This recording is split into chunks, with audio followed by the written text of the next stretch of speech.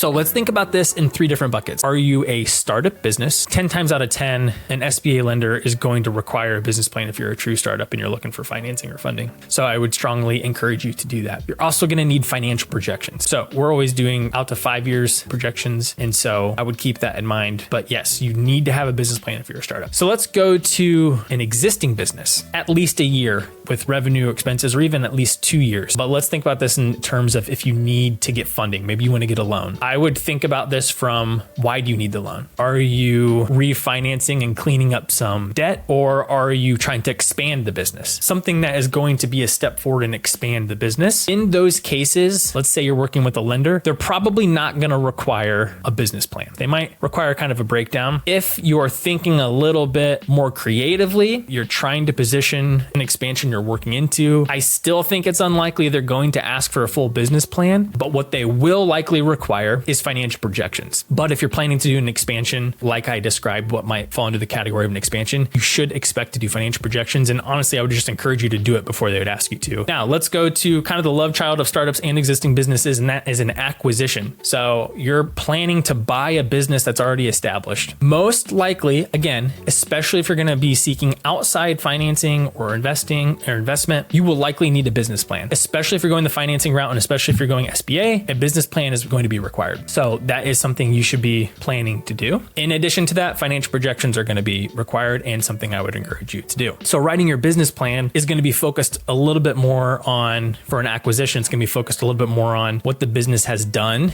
what the opportunity is moving forward, and how are you going to handle that transition between, and do you have the team that's capable of doing that? I mean, that's really what your business plan is going to be focused on in your projections too. If you're a startup, your business plan is going to be focused more on what's the concept, what's the idea, what's the opportunity, do you have the team in place to do it, how much is it going to cost, how are you going to use the money? It's a little bit more hypotheticals, whereas your acquisition, you're going to be talking more about real facts and what you hope to do in the future from that.